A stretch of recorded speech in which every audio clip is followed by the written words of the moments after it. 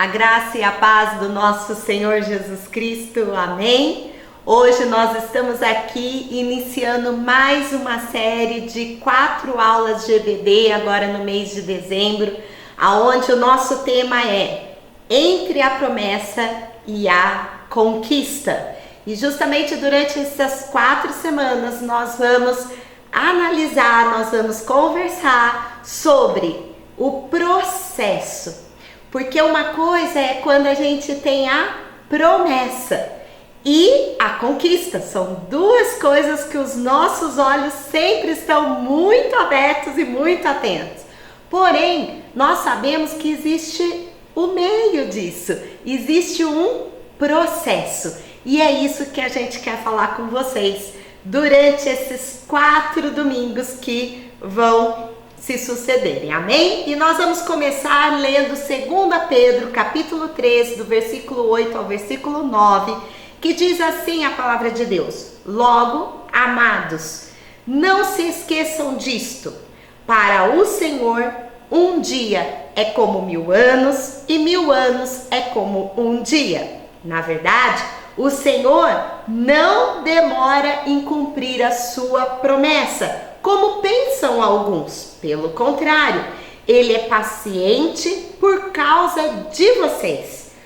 Ou com vocês, em algumas versões vocês vão encontrar que ele é paciente com vocês ou por causa de vocês. Então aqui nesse versículo, na carta de 2 Pedro, capítulo 3, nós vamos ver em primeiro lugar a diferença do Cronos e do Kairos de Deus. O Cronos é esse relógio humano nosso, é esse nosso tempo humano, é o nosso tempo, é aquilo que nós como humanos limitados temos na nossa mente. O Kairos de Deus é totalmente diferente. O tempo de Deus ele é totalmente diferente, porém ele é aquele que nós devemos buscar no Senhor. Qual é o teu Kairos? Para quê? Para que aquela determinada promessa se cumpra na sua vida, na minha vida.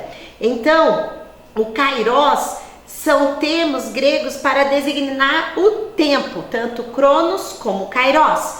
Cronos é o tempo medido pelo relógio, calendário, rotina. É o tempo determinado dentro de um limite.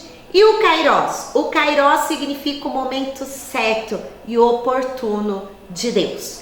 Quando nós entendemos isso, que existe um processo e que nós devemos buscar o Kairos de Deus e que Deus, ele não se atrasa, queridos. Deus, ele nunca estará nem adiantado e nem atrasado. O Senhor sabe o tempo certo. Para quê? Para que aquela promessa se cumpra na sua vida. Quando nós temos essa certeza, nós começamos então a caminhar de uma maneira mais confiante no Senhor.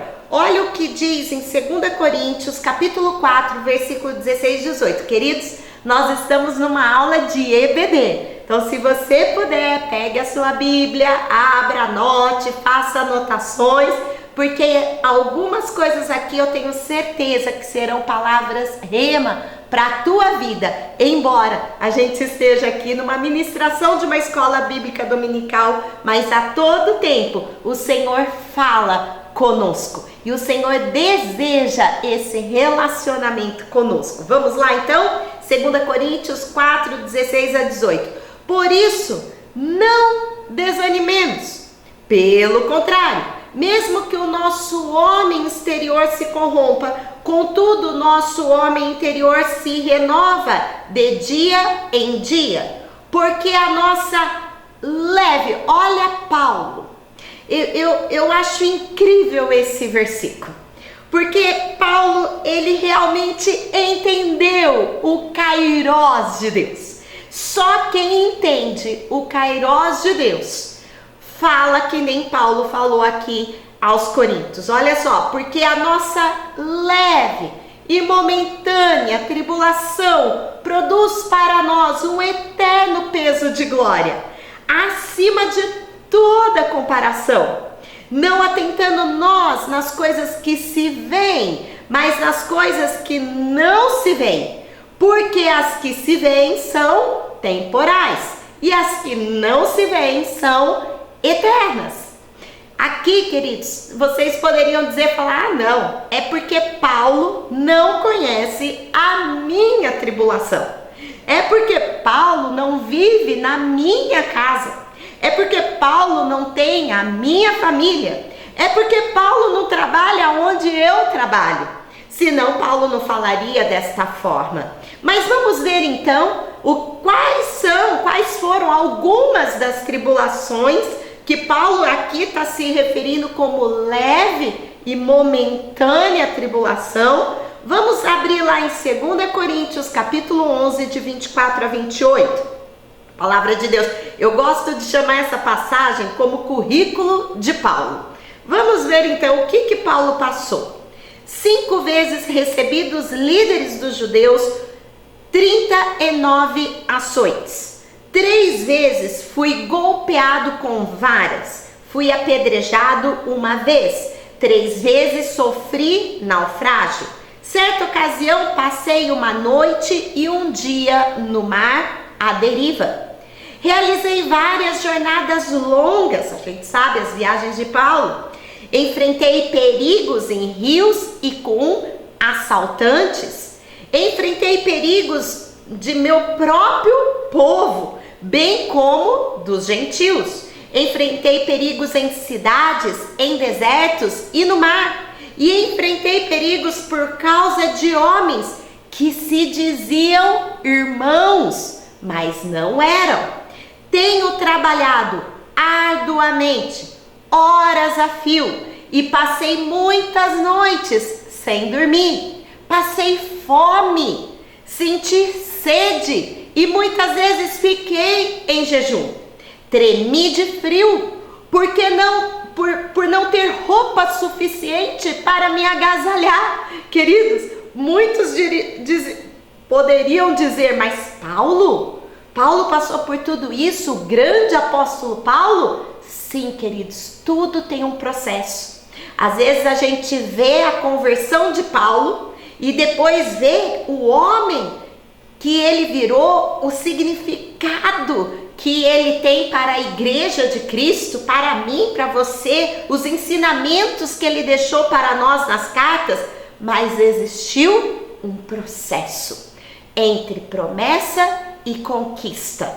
E ele termina no versículo 28 e 29. Além disso tudo, além de tudo isso que a gente leu aqui, sobre mim pesa diariamente a preocupação com todas as igrejas. Ele não se deixava se desanimar por causa das aflições e das tribulações. Ele sabia o que ele estava fazendo, ele sabia para onde ele estava indo, ele sabia o alvo que ele queria alcançar. E diz lá, quem está fraco, que eu também não sinta fraqueza? Quem me deixa levar pelo caminho errado, que a indignação não me consuma? Então, apesar de tudo que Paulo passou, ele ainda tinha esse amor pela igreja, pela obra, pelos fracos na fé, por aquele que ele sabia que ele tinha que evangelizar, ou aquele que ele tinha que discipular. Então, Paulo, ele realmente, depois de tudo isso, ele virá e falar que a nossa leve e momentânea tribulação produz para nós eterno peso de glória, não nos atentando naquilo que nós vemos, porque isso é passageiro, mas naquilo que nós não vemos, porque isso é eterno. Então, queridos, para que nós possamos andar no kairós de Deus, desta forma, nesse patamar de Paulo, nós temos que entender que existe um processo e que mesmo nesse processo, independente do tempo que levar, Deus continua no controle. Deus continua no controle, porque o Kairos é dele. E aí, queridos, nos gera um coração grato. Nos gera um dia a dia de gratidão, porque nós vamos saber andar perseverando, andar em gratidão como Paulo andou, porque os olhos de Paulo não estavam no naufrágio, não estavam nos açoites, não estavam nas vigílias e nem no perigo entre falsos irmãos, como ele diz aqui, irmãos que se diziam irmãos e não eram. Isso não fez Paulo desanimar, mas Paulo perseverou, porque ele sabia que Deus estava no controle de todas as coisas e que havia uma promessa que ele sabia que o Senhor iria cumprir no tempo certo. E o contrário da gratidão, meus queridos, é a murmuração. Quando a gente começa a dizer, por que comigo? Por que essa demora? Eu não aguento mais. Isso não é justo. Senhor, o Senhor não está ouvindo as minhas orações. Melhor que fosse antes da minha conversão. E aí a gente começa a murmurar. Porque isso não tá bom, porque o meu salário não tá bom, porque os meus filhos não estão indo à igreja, porque isso, porque aquilo. Cuidado! Uma coisa é você entrar na presença do Senhor e apresentar com gemidos inexprimíveis as suas causas, as suas súplicas. Porém, a palavra de Deus nos orienta para que a gente entre e faça súplicas com ações de graça, com o coração grato. E a gente só consegue ter esse coração grato quando a gente entende que o Senhor está no controle de todas as coisas e que nada fugiu do tempo dele e do controle dele. E aí a gente vai lá para Lamentações, capítulo 3, do versículo 21 a 24, olha o que a palavra de Deus diz. Quero trazer a memória. Nesse processo, nós estamos falando aqui entre a promessa e a conquista. Então, nesse processo, o que nós temos que fazer? Nós precisamos trazer à nossa memória o que me pode dar esperança. As misericórdias do Senhor são a causa de não sermos consumidos, porque as suas misericórdias não têm fim. Renovam-se a cada manhã. Grande é a tua fidelidade. A minha porção é o Senhor, diz a minha alma. Portanto, esperarei nele. Aqui o profeta Jeremias, então, ele entendeu que ele precisava fazer aquela renovação de mente que depois o apóstolo Paulo vai trazer em Romanos 12, aonde ele fala, renove a vossa mente e não tome a forma deste mundo, não vos conformeis com este mundo. Então, queridos, aqui nós precisamos trazer à memória aquilo que nos traz esperança. Por exemplo, quando a gente lê o Salmo 121, eleva os meus olhos para o monte, de onde me vem o socorro? O meu socorro vem do Senhor que fez os céus e a terra. Isso me traz esperança, isso me faz lembrar, eu faço a minha alma lembrar. O salmista, lá no Salmo 43, ele fala, por que estás abatido, a minha alma? Por que te perturbas dentro em mim? Espera. E aí vem um verbo no imperativo, dizendo, espera em Deus, pois ainda o louvarei a Ele, o meu auxílio e Deus meu. Muitas vezes quando a nossa alma está gritando, quando a nossa alma está agitada, nós precisamos falar, espera em Deus. E trazer à memória aquilo que traz esperança. Repete aqui comigo. As misericórdias do Senhor são a causa de não sermos consumidos. Amém? As misericórdias do Senhor são a causa de não sermos consumidos. Queridos, que isso possa trazer esperança no seu coração. Lá em 2 Coríntios, capítulo 1, versículo 20, eu quero ler para vocês quando Paulo também, eu vou só voltar, vamos ler a partir do versículo 17. Diz lá: quando planejei isso, será que o fiz levianamente? Aqui, queridos, se vocês lerem um contexto, Paulo está tendo uma mudança de planos e ele está comunicando nessa carta essa mudança de plano que ele está fazendo. Então ele diz assim: será que quando eu pensei nisso eu estava fazendo isso levianamente? Ou será que faço os meus planos de modo mundano, dizendo ao mesmo tempo sim e não? Ele estava fazendo perguntas aqui para justamente colocar em xeque, falar: vocês acham que eu estou fazendo isso sem buscar a vontade de Deus? 18. Todavia, como Deus é fiel, nossa mensagem a vocês não é sim e não, pois o Filho de Deus, Jesus Cristo, pregado entre vocês por mim e também por Silvano e Timóteo, não foi sim e não, mas nele sempre houve o sim. E olha o versículo 20, que lindo. Pois quantas forem as promessas feitas por Deus, que hoje vocês abrem os ouvidos espirituais, se conectem aqui nessa palavra e prestem atenção. Olhem lá o que Deus está falando conosco hoje. Pois quantas forem as promessas feitas por Deus, tantas tem em Cristo o sim. Por isso, por meio dele, o amém, o assim seja, é pronunciado por nós para a glória de Deus. Ora, é Deus que faz.